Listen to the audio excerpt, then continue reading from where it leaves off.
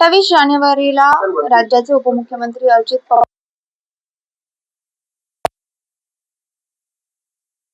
महाराष्ट्रात 3 दिवसांचा शासकीय दुखवटा जो आहे तो जाहीर करण्यात आला।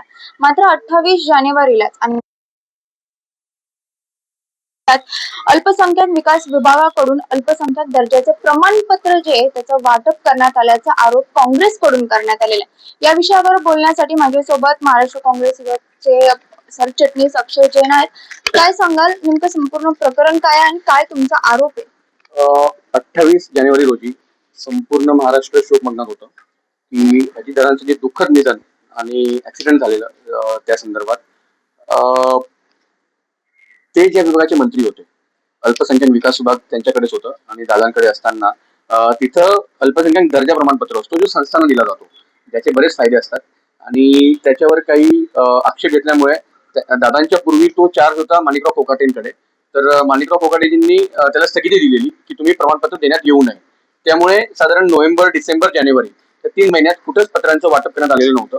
27 जानेवारीपर्यंत 28 जानेवारीला ज्यावेळेस दादांचं दुःख निधन झालं, दुपारी राज्याचे खुद मुख्यमंत्री साहेब महोदयांनी शासकीय दुखवटा जाहीर करण्यात आलेला आणि 3 दिवसाचं दुखवटा आणि शासकीय सुट्टी जाहीर करण्यात आलेली। परंतु आपल्या राज्यात एवढे कार्यतत्पर अधिकारी आहेत, आर्थिकरित्या ज्यांचं इंटरेस्ट असतो, त्यांनी त्याच दिवशी 75 प्रमाणपत्रांना म्हणजे 75 शाळांना प्रमाणपत्र देण्याची प्रक्रिया सुरू केलेली।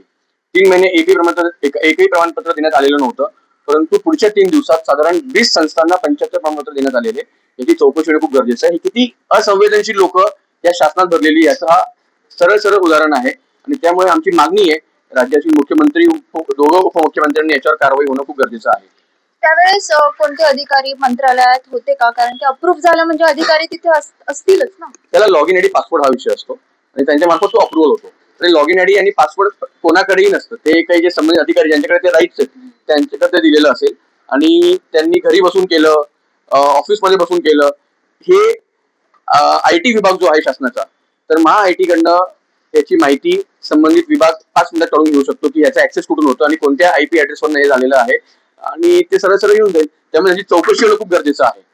आता तुमच्याकडे जे पुरावे आहेत ते तुम्हाला कुठून मिळाले? काही तुमचे खात्रीलायक सोर्सेस हे सगळे आहेत का? कारण की तुम्ही टाइम मेन्शन केलेले आहे। हे बघा, आता हे जे grant of status of minority education institution अल्पसंख्याक विकास विभाग, सही कोणाची आहे? मिलिंद P. शेनॉय। 30 जानेवारी संध्याकाळी 4:14:09 असे वेगवेगळे जे आहेत, 29 तारखेचे आहेत, 30 तारखेचे आहेत, 1 तारखेचे आहेत, 31 तारखेचे आहेत, असे या पद्धतीने आपल्याकडे सर्व हे आलेले आहेत। हे आता आम्हाला जे काही ज्या लोकांना हे चांगलं वाटलं नसेल की हे जे काही झालेले ते अयोग्य आहे, तर त्यामुळे ते आपण बाहेर काढलेलं आहे।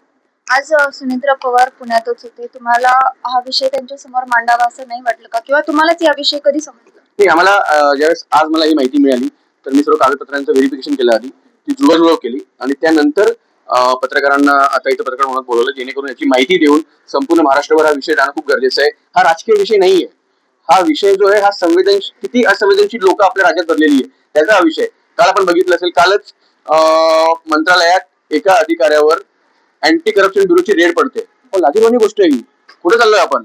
तर त्या गोष्टी समोर आणण्यासाठी आम्ही केलेल्या। आता उद्या मी राज्याचे मुख्यमंत्री असतील, दोघं उपमुख्यमंत्री आहेत, त्यांच्यासोबत पत्रव्यवहार करून त्यांच्याकडे मागणी करणार आहोत की यांच्यावर कारवाई होणं खूप गरजेचं आहे। नरहरी झिरवाळांची माझे मागणी करण्यात येते, त्यांनी राजीनामा द्यावा। तशीच या प्रकरणात जर कोणी दोषी असेल तर कुठल्या कारवाईची तुम्ही मागणी करताय?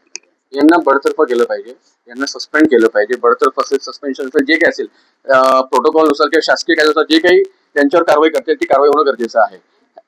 परत इथं सांगतो, हा राजकीय विषय नाही, हा काँग्रेस म्हणून बाबा आपण काँग्रेस म्हणून हा विषय हे करतोय, आम्ही कोणत्या नेत्याला पुढ्याला याच्यावर चॅलेंज करत नाहीये। आम्ही चॅलेंज करतोय त्या मानसिकतेला की या मानसिकतेवर कारवाई होणं गरजेचं आहे।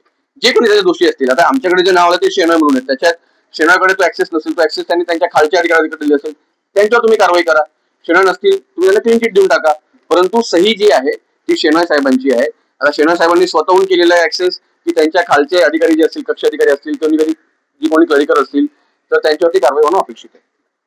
नक्कीच शासकीय दुखवटा असताना अल्पसंख्याकांचं प्रमाणपत्र वाटप केलं गेलं आणि हे सगळं अतिशय असंवेदनशील आहे आणि या संपूर्ण प्रकरणाची चौकशी व्हावी अशी मागणी युवक काँग्रेसकडून करण्यात येते।